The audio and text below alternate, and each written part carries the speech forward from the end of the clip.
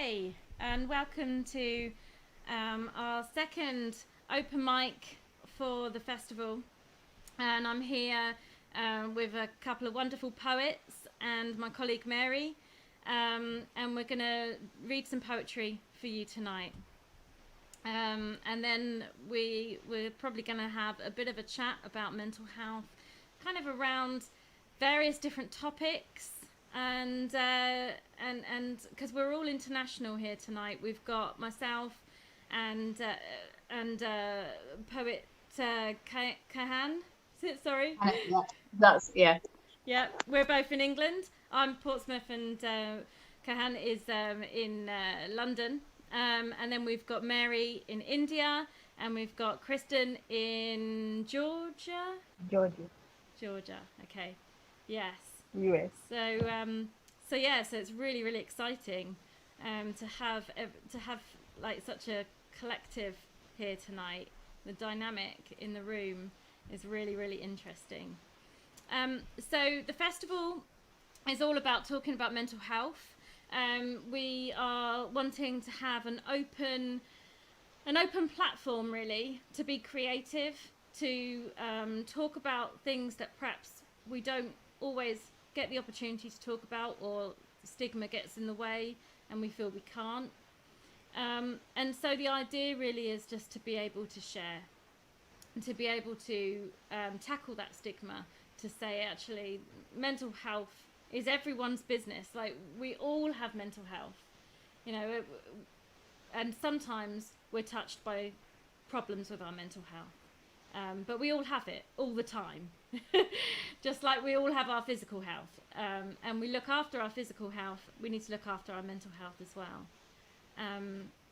So this festival is also about hopefully generating a bit of income for the Good Mental Health Cooperative, who are a charitable organisation, a community interest company that produce support for people in with mental ill health. Sorry, getting all tongue tied, and in recovery from mental ill health as well. So they put on a lot of workshops, and there's been some online work recently, and we're trying to develop more online work. So any donations will be really welcome, but there's no kind of necessary position that you should feel that you have to donate. But please donate if you can, and if you can't, that's all right. Just enjoy. So I'm going to hand over to Mary, who's hosting the evening. Over to you. Okay, thanks, Sarah. Hi, everyone. Good evening, good afternoon, good night, wherever you are. And I hope you enjoy this wonderful evening that we have here. We normally would have had more participants, but I guess the difference in the time zone, maybe they have busy or something like that. So we have Christine and Kehana, and they will be reciting their poems. So I would like to invite Christine first, and uh, she can introduce herself and whatever she's prepared for the awareness towards mental health. Over to Christine. Thank you, Mary.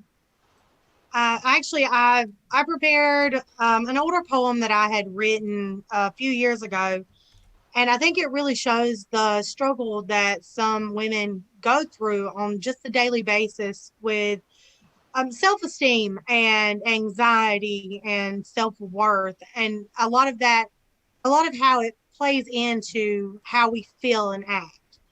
So this one is called Comfy, and it's actually based on, a true experience that I've dealt with my husband. And if he were here, he would tell you that. Um, yeah, and I hope you enjoy it. And if you have any questions, obviously, you can follow me on Instagram at Simply Kristen. All right, so this is Comfy. When you hold me, I am whole.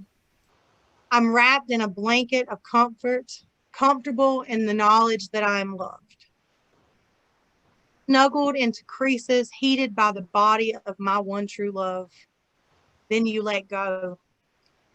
Your arms drop from my sides and I'm cold. I am cold because I have left the warmth that enveloped me. You start to fade. You fade into nothingness, and I am alone. I am alone. I am alone. I am alone on a couch where you once sat, alone with no warmth, alone with no love. If I'm alone long enough, I become barren. You were the only thing grounding me. You were the only weight left to hold me down. Now I'm floating. I'm floating, but I'm alone. The sky that I rise to is black. It's black because you're not here. I stay there for days and I'm lost. Lost in a blackness I can't find my way out of. Still, I call for you. Calmness is the one thing I have never found in this black void. Calmness is the one thing I crave. I crave the calmness because it is better than the panic. The panic comes when I can't see you. Because when I can't see you, my mind begins to wander. The black abyss that I float in leaves me nothing else to do. I wonder if your arms have found another, if your heart covers another, and I covet her. I covet the safety and the love your blanket wraps her in. They smother me. Those thoughts of your embraces, they collapse what little sanity I cling to. They grip me by the shoulders and they throw me from the darkness. Then I'm still, stiller than I have ever been, sitting on a couch where you held me last. Yet I am alone. Rage consumes me because I am alone. My mind wandered too far. It surprised and surpassed the plains where sanity sleeps. It jumped from the cliffs of reason and landed into insanity. And insanity wants to be my friend. It promises that calm that I cannot find while floating. It promises the warmth from your body. It promises the comfort from your arms. Then I see you. I see you as you walk through our door, and I am angry, angrier than I have ever been because you're calm. I hate your calmness, your still moment of nothingness. Time for you is infinite in that moment. That moment lingers for you when it passes me by, and I hate you all the more for it. But I love you. I love your embrace. I love the thrill of your fingers running up my spine. No, those fingers lay wrapped upon another. Those fingers created warmth upon skin that did not belong to them. Those fingers created promises that you never keep. Those fingers, how I love to hate those fingers, and how I hate to love those fingers. Your eyes, I hate your eyes.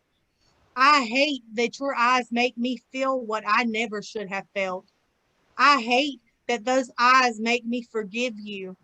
I hate that those eyes have gazed upon another. My mind tells me these things. My mind pushes me from cliffs I never wanted to fall from. My mind never languidly allows me to lean against the tree that's planted insanity. But your arms are back. They are wrapping around my back. They are pulling me into your chest, that chest that I have to love, that I hate to love, that they are enveloping me into the comfort that calms my rage. I hate you. I love you. It's so warm in this place you've created. It's so calm in this zone of protection. Don't calm my fears. Don't wipe my tears. Insanity still lingers, pushing, pushing, pulling me from your arms. Don't let me go. Please pull me close. Drop me, hold me, let me fall. These are the thoughts that chain me to the wall. All right, thank you, guys. Thank you. Wonderful. I think you're echoing every married woman's life. Like, I'm single, I don't know, but I'm saying maybe that is what a married woman feels like. A woman who's in a relationship. Very strong words. Thank you. Yeah. We got emotional. Yeah, because like you guys had said, mental health is something that impacts everyone at some point in their life. And I know with me, a lot of the issues that I face are abandonment and just anxiety over my own body. And so our mind does have a way of tricking us into believing that something is happening when it's in fact really just your insecurities. So that's a big thing for me, is learning not to listen to the little monster that sits on my shoulder and say, hey, he does love you. He is at work. He is doing what he needs to do. Yeah. So, Yeah. Yeah. So, what is the other piece that you've prepared? You said there's another one. okay. Yeah, I can do another one. The next one that I have is called Black Lives Matter. And it is a little bit of a political piece. So everybody may not be on board with this one. And if you're offended, I'm sorry. This poem is just based on my personal beliefs as an individual. But don't get me wrong, I stand behind them. So if you disagree, I will argue you to the ground. Okay, anyway. They say Black lives are a terrorist group. That's the name of the poem. Black Lives, they say Black Lives Matter as a terrorist group. So, and starting, they say don't believe the narrative. Black Lives Matter is a terrorist group. Black Lives Matter doesn't care about Black lives. Remember this, it's imperative. Black Lives Matter doesn't want equality, nothing more than a villainous truth. All lives matter, all lives matter, all lives matter. God, why can't you see the truth?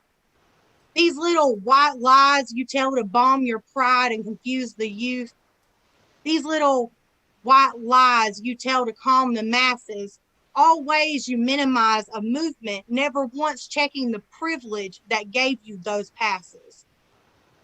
While Black mothers line red rivers of sons laying cold on warm days, while Black fathers still tombs of children lost in a red and blue drenched haze, while Black families are held accountable for simple mistakes that never justify the cost. While it doesn't matter as long as it's just another Black life lost, Black lives matter. Black lives matter.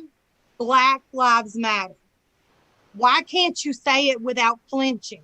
This justice you cling so tightly to is nothing more than modern day lynching. If all lives mattered, you wouldn't need to say it.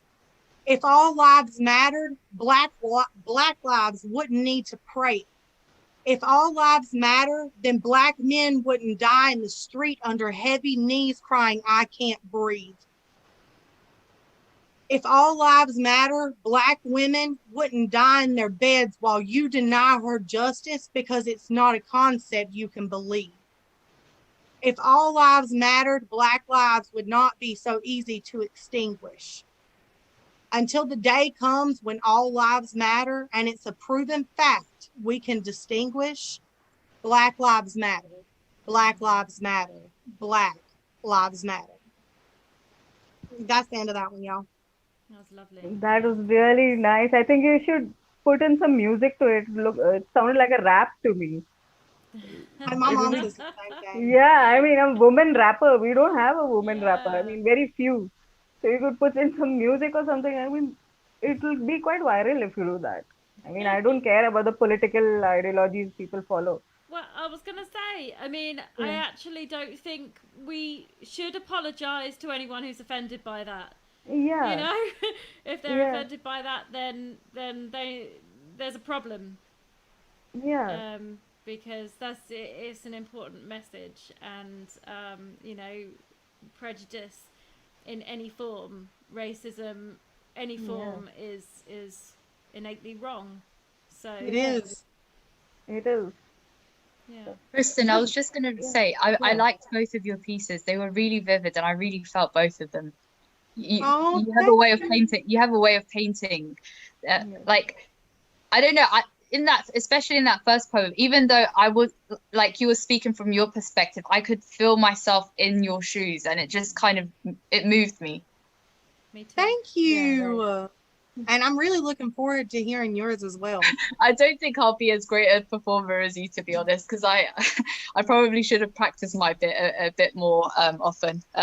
But I guess we'll see.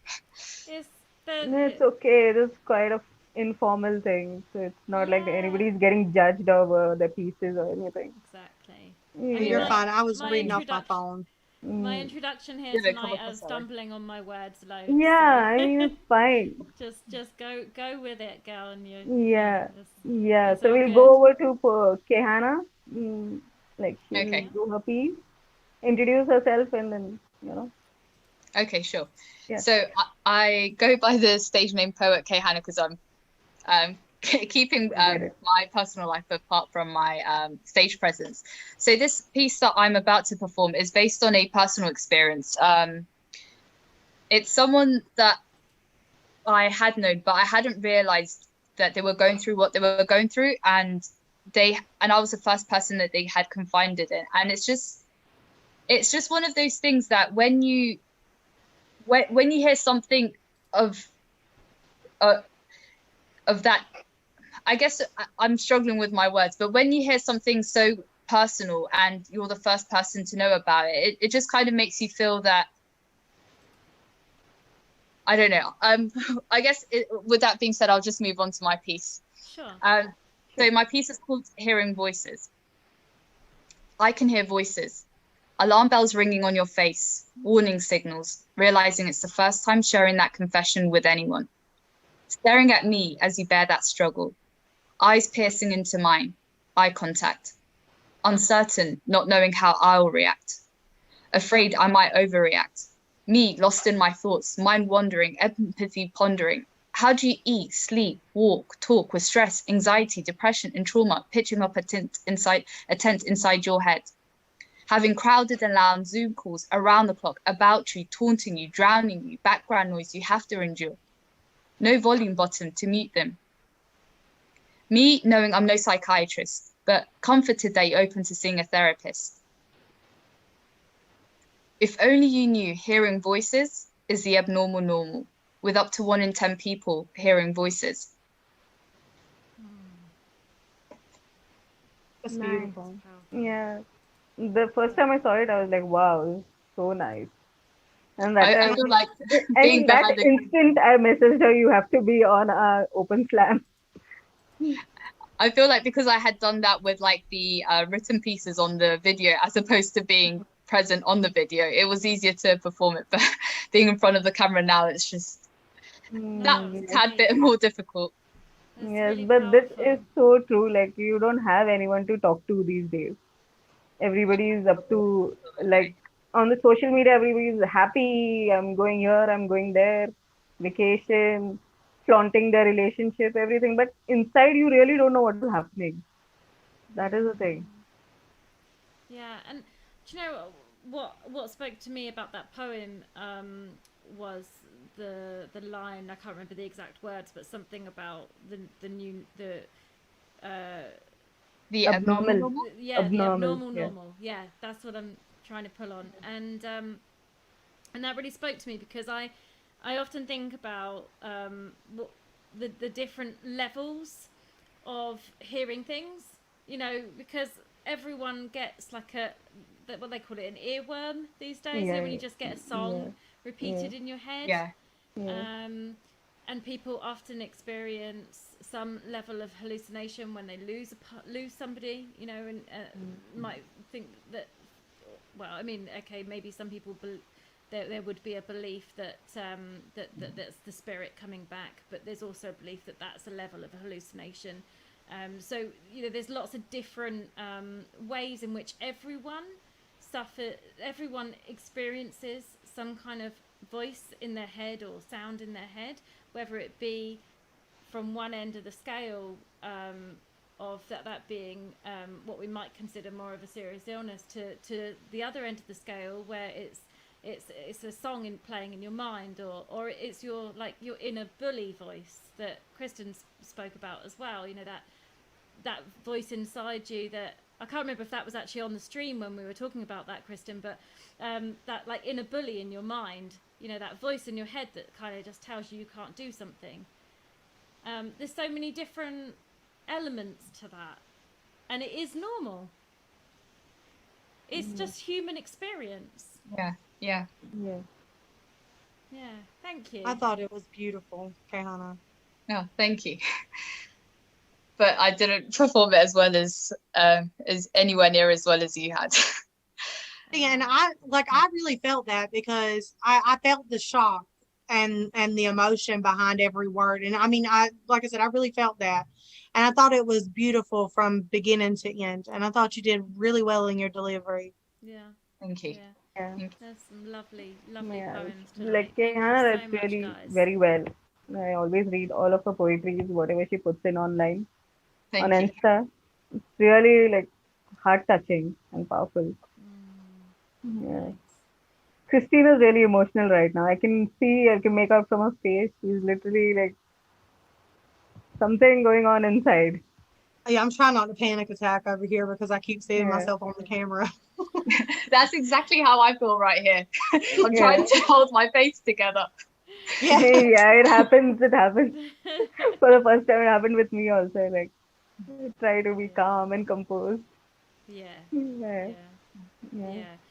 Well, I mean, that was some really beautiful poetry that was read, Yes. and I know, Kayan, you said you might slip off during our Yeah. little conversation in a minute. So if you do, just feel free to leave the Zoom, because I know you've got stuff to do. So thank you so much for coming. Thank you so much, guys. Thank you Thank you so so much. much. It's been Thank you amazing so much. having you here, and I hope you come Um, back because we were thinking about doing some more of these. So yeah, and sorry, Kristen, you were about to say something. no, before Kahana goes, I'm gonna hit you up on Instagram if that's Yeah, cool. I'm doing the same as well. Perfect. I just Definitely. wanted to let you know, like, you're gonna get a stalker message in your inbox, like, "Hey, I'm fangirling. Talk to me, Kahana." You won't be a stalker, you'll be a dear friend. Nice. Yeah, me too. I will link up with both of you as well. Yeah. Thank you for having me, all of you guys. Thank you. Thank you. Thank you. Thank you Thanks. so much. Cool. So shall I say? So I mean, shall I say a little bit about? So yeah, just feel free to leave the Zoom whenever you need to go, Kayana, Will do. and I'm just gonna talk a little bit about what else we've got coming up on the festival, briefly, because on Saturday we've got a improv group happening, and that's led by Brian, who's local here to me, and he runs the Portsmouth Improv Experience. Uh, so he's doing a Zoom workshop, and improv's amazing because it's one of those experiences where you celebrate mistakes, and you could just get away with being completely absurd and ridiculous, and that's like part of what you're meant to do. So so it's really, really good for our mental health and our confidence, and feeling, just kind of being free, just allowing yourself to go with that first thing that pops into your head. So if to anyone that's watching, or you guys in here with me, if that sounds appealing, you can sign up and receive the Zoom link into your email, and that's going to be at 8 o'clock UK time on Saturday. I'll be a bit late for you, Mary. Mary's in Yeah. India, so you're what, like? It'll be around 12 or 1, I guess. Okay, Yeah. that'll be a bit late then, maybe. Late. Yeah.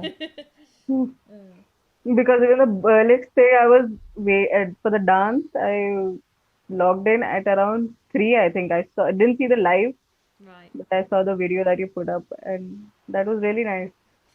Yeah. Yeah. Those ladies, well, that group, they put on such an amazing show for us. They Yeah. read out statements about how dance has helped their mental well-being, and how it's given them friendships and connections, and one of the performers is a trans, is trans, and he well, Roger in the day and Rosie on the stage, Okay. and dance has actually helped them to express themselves in a way that usually felt very difficult. So it really, really heartwarming and felt statement that was read. I thought it was really interesting. So check out that Maybe still on you could YouTube. do You can still check like it out. you do belly dancing. Yeah. We could have an online thing for all the ladies, just like dance, belly dance thing. Yeah, That would be great. yeah, definitely. Well, sorry, you're about to say something, Kristen. Yeah, I'm coming right back. Yeah, Okay. My okay. kids are trying to kill each other, so I'm gonna pop off camera for just a second. Okay. Because they literally might actually be tearing my house apart. Okay. Give me 3 minutes. No I'll be right problem. back. Just go and do what you need to Okay. do and then pop back. No Okay. worries. Yeah, so I'm actually trying to pull together a dance show. So we are going to have a streamed dance show happening. And if you pop on to one of my websites, the Creative Learning website, it's like a course. It's got lots of courses and things. There's lots of well-being courses, but there's also some sacred dance by a lady called Katie Holland, Okay. and she is amazing. She studied in India actually for a long Okay. time. Yeah, Okay. That's she great. does a lot of like belly dance, meditation kind Oh, of stuff. meditation, yoga, Yeah, that's all they do. Yeah. Yeah, we could do a yoga session or meditation thing also online. If you feel like it the could be the webinar. We could keep like a webinar wherein yeah, like some mental health experts they come and speak, and or we do a like a online meditation thing. We could yes, do all that. yeah, Yeah, yeah. that'd be great. Yeah, Yeah, the possibilities are endless when it comes to yeah, working online. That's yeah, one of the exciting things about this exactly. is meeting people from all around the world.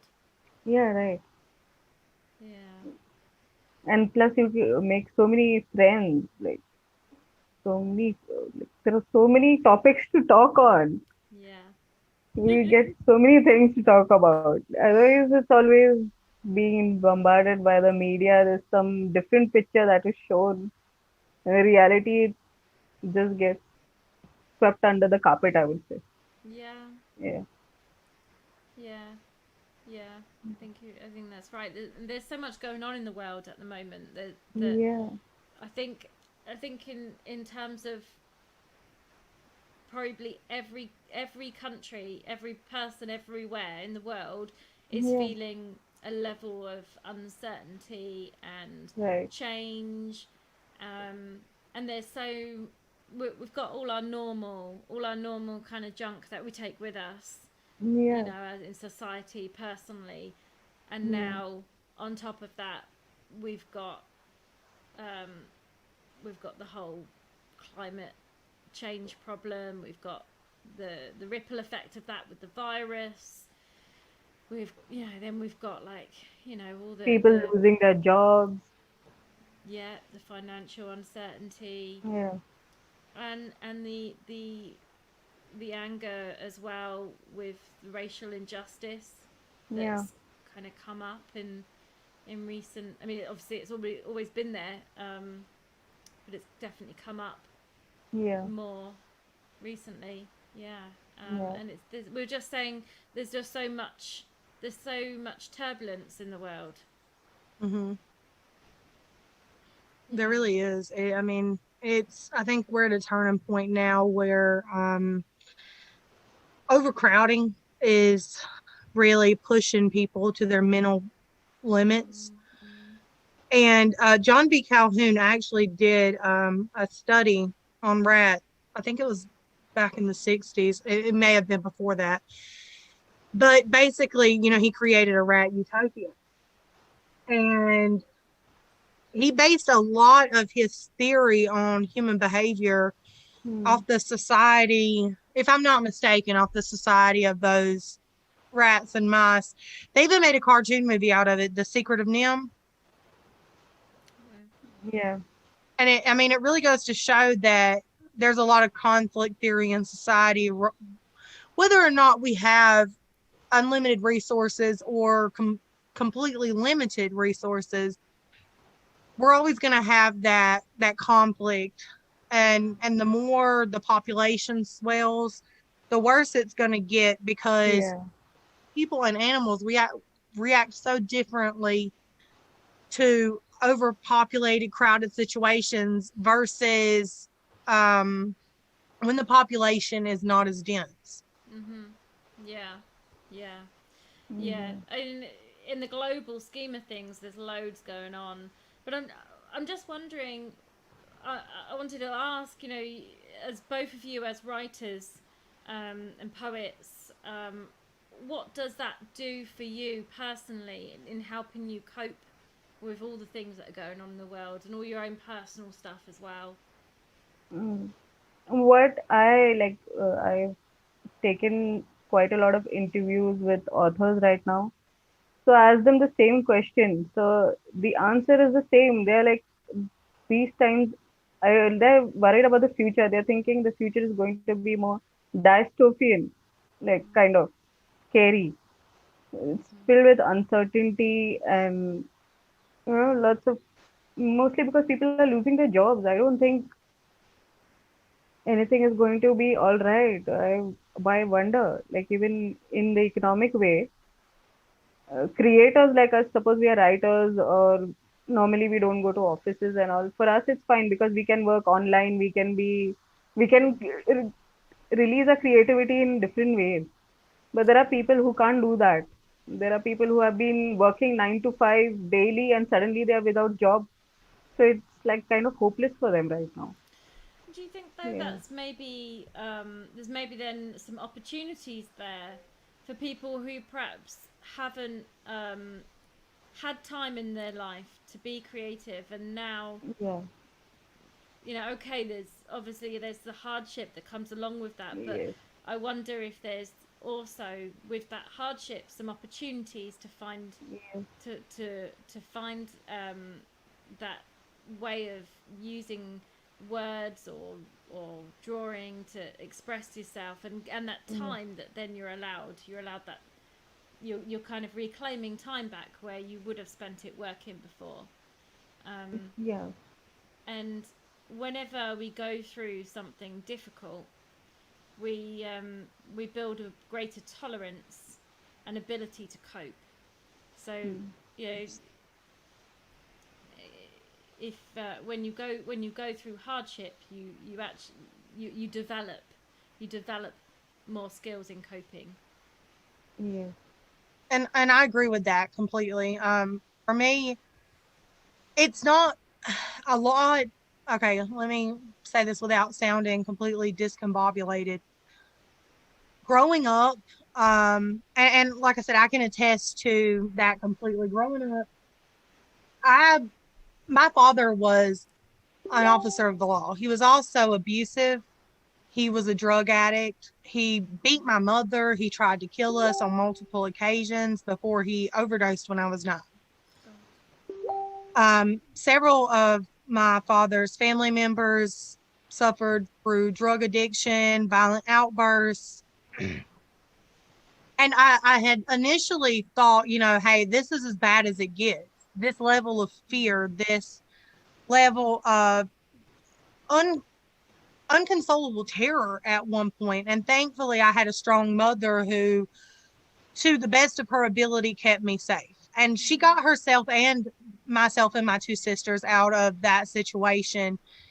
And she became a nurse. She married a man that has been the best father a child could ask for. I mean, he has loved me through every up and down, through every hormone change, through the formative teenage years when all you want to do is smack us around a little bit. And he is the best Nice. grandfather you would ever want. I mean, just, I can't sing his praises enough, but even that was not enough to kind of swell the damage that had been done prior to him getting there. And so as a teenager, I acted out. I snuck out of the house. I had a bad attitude. I was very in your face, confrontive. And it put me in a situation that I should never have allowed myself to be in. And I had went to a party I wasn't drinking, but I was being irresponsible with my soda. And I remember holding the cup out and just dancing and really having a good time and not paying attention to my surroundings, which so many women do, because we don't see the danger that lurks behind us. It doesn't click that there are predators in the very room smiling at us all the time, because these are people we know, these are people we trust. Exactly. And I mean, I speak out about it because I want women to be aware that rape does happen. Rape can happen at any point in time. It doesn't matter if you say no. It doesn't matter how much you struggle. It happens. And so I was raped by 3 men that night, and it was brutal. I was beaten. It was one of the hardest things I thought that a person could go through. And mentally, I suffered for so long with nightmares and flashbacks and scent recognition of anything similar that would trigger it. So how did you get through that? What have you found that's helped you? Honestly, writing for me was my outlet, but I want to make it clear, because I don't know who's going to see this video, that did not happen overnight. You're a therapist, you know that it can go a couple of different ways. And I actually was very hypersexual after the rape. And it was my way of regaining control of what I felt had been taken away from me. Now, with that being said, after every new partner or every encounter, it was like I had been raped all over again, because I wasn't allowing myself to heal. I was merely attempting to throw a Band-Aid on a shark bite. And that was just re-gashing open every single time. And my mother, bless her, she has, like I said, I have an amazingly strong mother. She was there. I didn't immediately speak out about it. I didn't immediately come forward. She knew something was wrong, and she kind of prodded until I eventually opened up, and she spoke with me. And I was 16 at the time, so I was a little hard to deal with, but she put that pen in my hand, and she said, listen, I don't care if you scream it out. I don't care if anybody ever reads this. I want you to write it down and then burn it, rip it up, save it, release it into the world, and give that energy out there. Get that energy out there. Don't hold it inside you, because that is something that if it does not come out, it festers. So writing for me really was the gateway that opened me up psychologically and mentally to an entirely new world and an entirely new way to cope.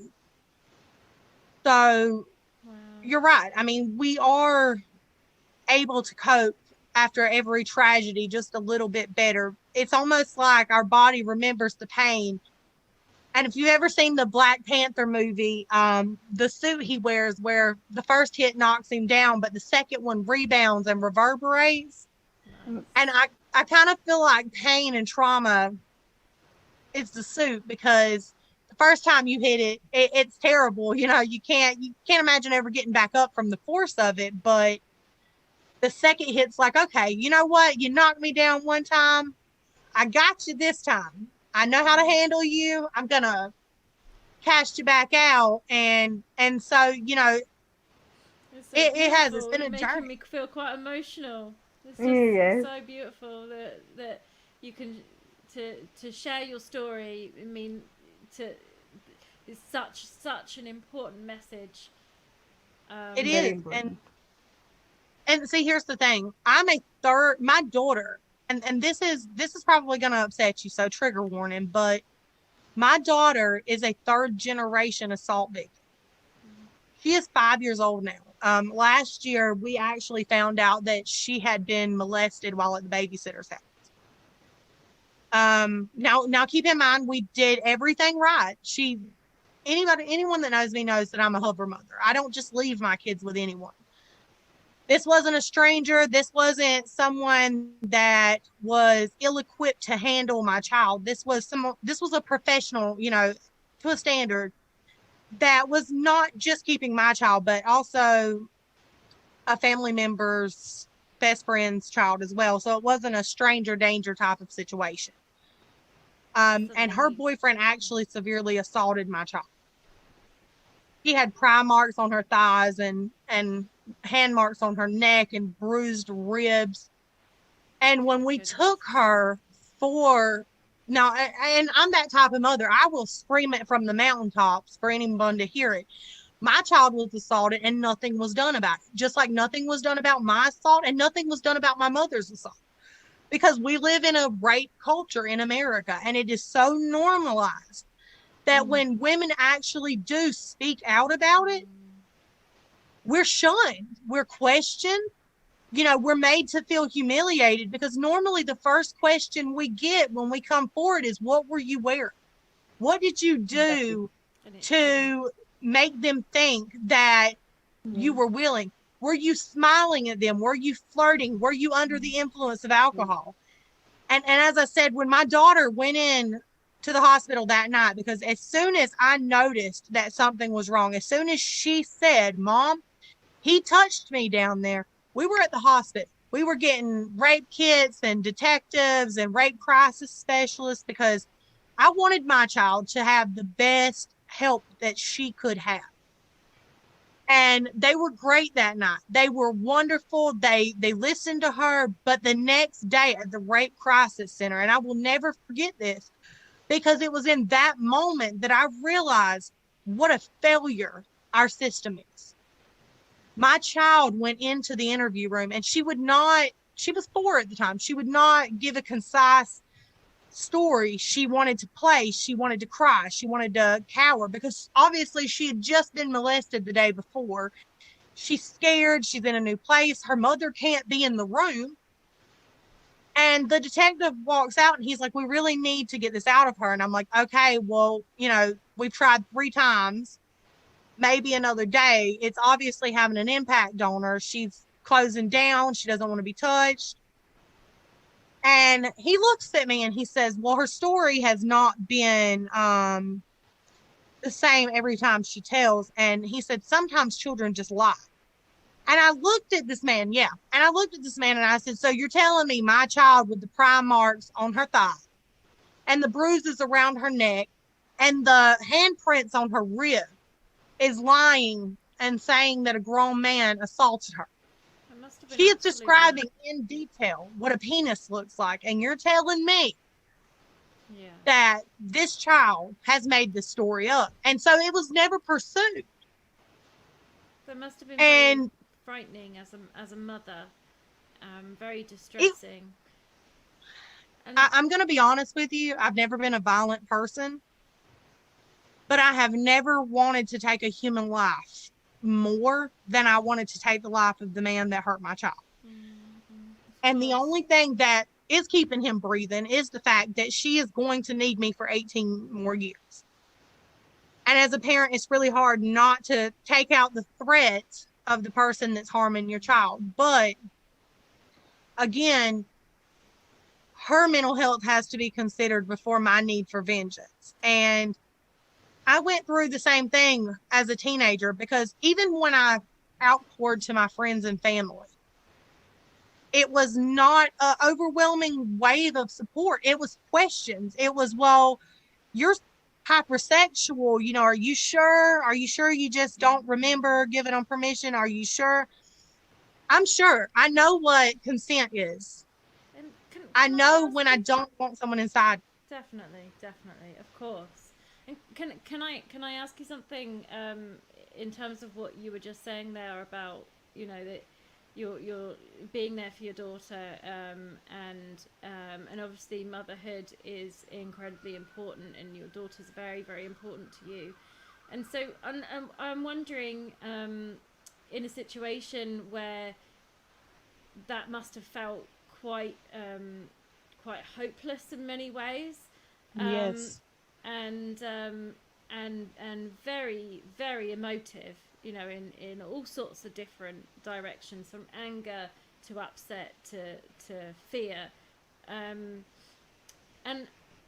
my question is around kind of, so as a mother in that situation, and you've been able to put your child first and say, right, this is, you know, I've got to put my emotions aside, Yeah. and being here for my daughter is the most important thing. What helped you do that? What were the what did you pull on to give you that strength? Honestly, the day that, like I said, the day after her outcry, when we went to the Victims Advocacy Center, the Rape Crisis Center, after the detective had basically told me that my child was a liar, and not only did they do this, they called the Department of Family and Children's Services on me and had me investigated, but not the babysitter, not the house that she had been assaulted at. They were never investigated. She had bruises, so, you know, it must have been our fault. And I looked at her, and as I reached for her, and I remember just wanting to wrap her in my arms and shield her from the world and the ugly and the monsters that lurk in men's skin. I wanted to wrap her in that protective layer and never let her go. And as I reached for her, when I went to touch my hand upon her face and console her, she flinched. And her body mirrored the shock that mine had felt so many years ago. And her face was a reflection of every emotion that I had felt on that day myself. And I knew, you know, this is a child that is not capable of processing the complex emotions that go along with sexual assault. She doesn't have the capacity that a 16-year-old has to sort through some of these emotions because she doesn't understand. In her world, adults are people that hold you and cuddle you and tell you bedtime stories. They're not people that force your legs apart. So that's what it was. It was just past trauma, that knowing what she was feeling and knowing that my mother was there for me and how she held me and you know, talked me through it. And so now we have a thing where we don't bring up her assault. We let her talk about it when she wants to talk about it, because to pull up her trauma without her permission is just another violation. Yeah. So when she go ahead. Yeah, no, I like that. That's a really nice, very compassionate way Perspective. of looking at it. Yeah, Yeah. being a mother and being a good parent, I would say. That's a very good thing. Yeah. And this Yeah. thing about this thing is everywhere, even in India, like only women are blamed. And the main thing is, what did you wear? As if clothes are something that we'll have to be in clothes, like wear full size or something. We can't wear, even if a woman wears jeans or something, it's like, oh, you're provoking. If you wear Yes, shorts, it's like you're provoking. It's you're always the provoking. woman. Yeah. It's always a woman. So why is always the woman? Why can't men keep their dicks in their pants? That is the Well, I thing. mean, Yeah. you're Yeah. exactly right. In middle Yeah. school, in high school, I was sent home for a shirt that my mother bought me that had a slight Yeah. V. And Yeah. my Yeah. mother was enraged because the teacher said that it distracted the boy. Yeah. It distracted from their education. Well, excuse me, Yeah. but shouldn't you be less worried about my body distracting them and more worried about teaching them to Yeah. Exactly. respect my rights to my body and to show it and display Yeah. it and use it how I feel? Yeah. Yeah. I don't get Yeah. distracted by their basketball short. Yeah. We Yeah. don't. We You're don't right. really. It's kind of funny, but it's I not know. funny at the same time. Yeah. Yeah. Yeah. Yeah. Yeah. Yeah. So they're so right. but to me, the message here is, I mean, there's a very powerful message here in terms of tackling this systemic issue in society across the world. And there's another more personal level to this, of motherhood, of sharing, of being compassionate to other women, and ourselves as well. And because often when with assault, there's a common reaction of feeling as if there's been that there's some kind of guilt, when that guilt is completely not, it's inflated, it's non-existent in it should be non-existent, but it's often felt. So that to have that compassion for ourselves and say, actually, no, I should be able to do what I want, to wear what I want, and still have autonomy for my own body. And that's a huge message, because having that autonomy for our own bodies is our right as a person. And to be able to, but what really touched me about your story was the love that you have for your daughter. And she's and also the relationship you have with your mum. So Mother. that has been fed down. So even though there's been hardship, and there's been difficult stuff, really difficult stuff that you faced, that love and compassion through the women of your family has been fed down. And that's really beautiful. I'm hoping to pass it on to my kids, because I have a 10-year-old son that's about to be 11, and I have been instilling in him since the day he was born that he, just like my daughter, and I teach them the same things, you have complete control of your body. What you say goes, and no one is allowed to violate that at any point and at any time, because it belongs to you. Every facet belongs to you. You do not have to share. You do not have to give it away. You do not have to be pressured into making decisions that you are not ready to make. I don't want my son to grow up and join the ranks of men that have been quoted daily. They're just boys being boys. My son will never be a boy just being a boy. He will understand that gripping a woman's behind without her permission, or kissing her against her will, or being in the middle of sexual intercourse and having her backing out is still not consent. When someone says stop, even in the middle of intercourse, if you continue, it is rape. And I want them to understand and pass this message on, because so many are being raised to believe that they are above certain standards. Where we live in a Bible Belt, okay?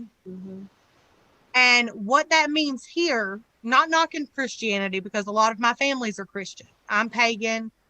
But what that means here, predominantly where I live, is there is a mentality of women are men's helpmates, and men are the head of the household and the dominant being in that relationship. And I don't want my children to ever hold that standard either, because women and men should be equal partnerships in every facet of the way. And like you say, this message is not just for women. This is about all those women that are raising sons, too, and the men out there. And there are, there's a lot of decent men out there that do take consent very seriously, and that's what we want. We want more of that. And we want the next generation to be raised with those values. and to understand those values. And we can do it. We can do that as a society together if we're open about this, if we talk about this, these kind of conversations, the support that we offer each other as women, the support that we offer our children, the way we bring up our sons, and the way we talk to our husbands and our brothers and our friends. Yes. And we can make those changes. And we've talked about this for quite a while now, so I'm just kind of feeling like that kind of brings the conversation to a fairly relevant sort of ending point. Yes. So yeah, and I just want to really thank you, because that wasn't planned the way that we've just done that. We ended up with some time left on the poetry slam, and we kind of just rolled into a conversation, and I had no idea about that story, and so I feel really blessed that you felt free enough and safe enough to share that with us tonight, and the message that's been said and out there is important, and I'm sure some of the words that have been said tonight will help somebody. Yes, definitely. So, thank you. Thank you. Thank you. And it was lovely to be able to join you ladies this afternoon and to be a part of something that I can see will grow as the days pass. And hopefully I'll be invited back to be with you guys. Of course. Definitely. You can stalk us on Insta also. I will Yes. definitely, Mary. I think I already have you, and I know I Yeah, have yeah, I have you, yeah. Hannah. I just need Sarah, and then my collection is complete. Yeah, we'll arrange it. We'll sort that Yeah. out, definitely. Yeah. Yeah. Yeah. Okay. Thanks, guys. So Okay. I'm gonna end the stream. So thank you to everyone who's watching, and anyone that may be watching this later. Join us next week. I can't remember now what we're actually doing, but check us out on the website. Go to the website. You've got the address down there at the bottom. creativementalhealthguide.org, and you can see all the events that are happening over the next 2 months. We've got the improv on the Saturday night, that's a workshop, and then next week there's stuff going on. Can't remember what it is. There's loads of stuff going on. Check it out.